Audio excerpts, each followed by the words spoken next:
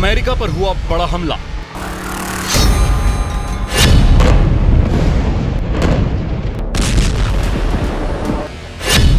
Israel के दुश्मनों ने घेरा।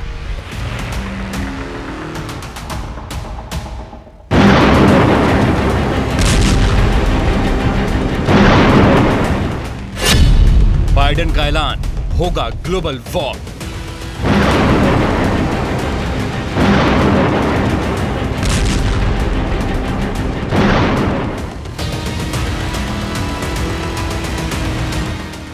दुनिया में दो बड़े मोर्चों पर जंग जारी है।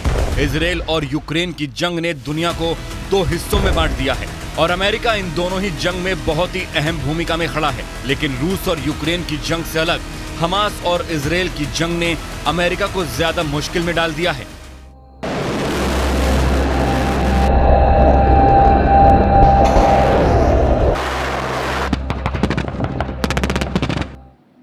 American leadership is what holds the world together. American alliances are what keep us, America, safe. Hamas and Putin represent different threats, but they share this in common. They both want to completely annihilate a neighboring democracy, completely annihilate it.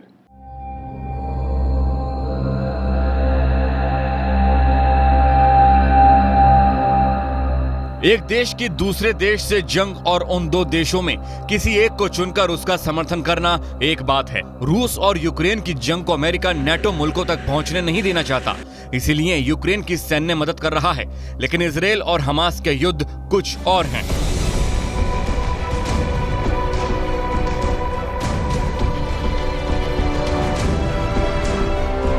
एक तरफ Hamas है जो मौजूदा Israel को फिलिस्तीन मानता है और उसे हासिल करके पूरे क्षेत्र को इस्लामिक राष्ट्र बनाना चाहता है, तो दूसरी ओर वो यहूदी हैं जिनके पास कभी जमीन नहीं थी, जिनके पास अपनी सेना नहीं थी, लेकिन आज वो एक राष्ट्र है और वो इसे किसी भी हाल में छोड़ना नहीं चाहता।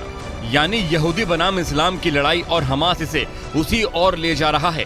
इसीलिए दुनिया भर के ज्यादातर इस्लामिक राष्ट्र फिलिस्तीन और अल-अक्सा मस्जिद के नाम पर हमास के साथ खड़े हैं। जाहिर है यहीं पर अमेरिका भी घिर जाता है, क्योंकि अमेरिका बिना किसी लाग लपेट के इजराइल के साथ खड़ा है और उसे पता है कि वो एक मजहबी ज्वालामुखी में खुद को झोंक रहा है। And here in America, let us not forget who we are. We reject all forms of hate, whether against Muslim, Jews, or anyone. That's what great nations do, and we are a great nation.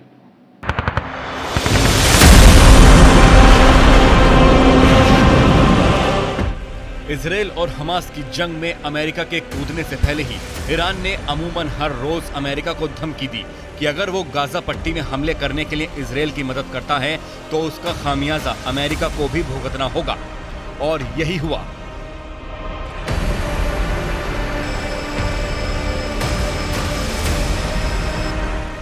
Biden Israel की यात्रा पर पहुंचे, एक बार फिर Israel के साथ खड़े रहने की कसम दोहराई। बाइडेन के वापस लौटते ही अमेरिका से सैन्य वाहनों की एक खेप इजराइल पहुंच गई। अमेरिकी नौसेना के दो बेड़े पूर्वी भूमध्य सागर में तैनात हैं। अमेरिका के मरीन कमांडो इजराइल पहुंच गए हैं। यही वक्त था जब ईरान ने अपने मिलिशिया ग्रुप को एक्टिव किया और अमेरिका पर हमलों का दौर शुरू कर दिया। इराक में अमेरिका के दो सैन्य ठिकानों को निशाना बनाया गया। एक बेस पश्चिमी इराक में अल असद एयर बेस और दूसरा हमला बगदाद इंटरनेशनल एयरपोर्ट के पास। वहीं दक्षिण सीरिया में अमेरिका को कोनोको बेस और अल तफ बेस पर ड्रोन और रॉकेट से हमले किए गए। वहीं यमन से भी 3 मिसाइलें फायर हुई, जिसे अमेरिकी नेवी ने हवा में इंटरसेप्ट करके नष्ट कर दिया।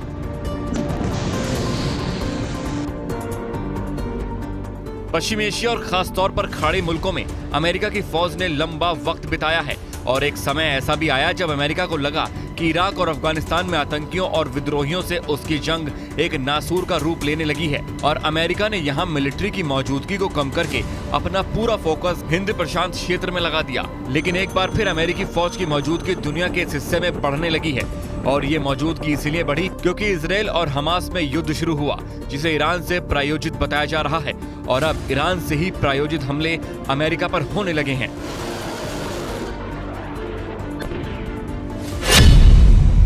गुरुवार को अमेरिका पर हमला किया गया। इराक में अल असद एयरबेस पर हमला हुआ। पश्चिमी इराक के इस बेस पर अमेरिका की सेना तैनात है। अल असद एयरबेस के अंदर कई विस्फोट सुनाई दिए। इराक में दूसरा हमला बगदाद एयरपोर्ट के पास अमेरिकी बेस पर हुआ। सीरिया में कोनोगो और अल तफ बेस पर हमला किया गया। यमन से क्रूज मिसाइल का अटैक किया गया।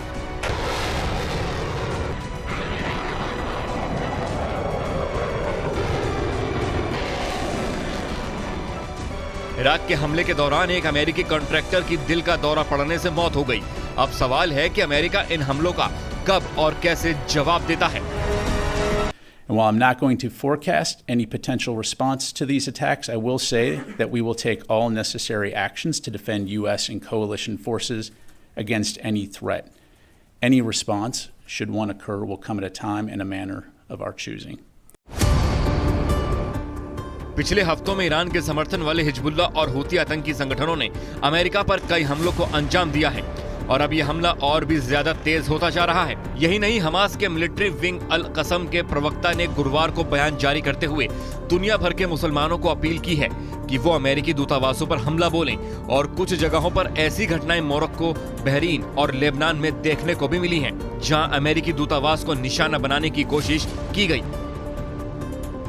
यही वजह है कि अमेरिका ने गुरुवार को दुनिया भर में मौजूद अमेरिकी वासियों को अलर्ट जारी किया है कि अब वो यात्रा करें तो सावधान रहें, और साथ ही ये भी हिदायत दी है कि कहीं भी आतंकवादी हमला हो सकता है।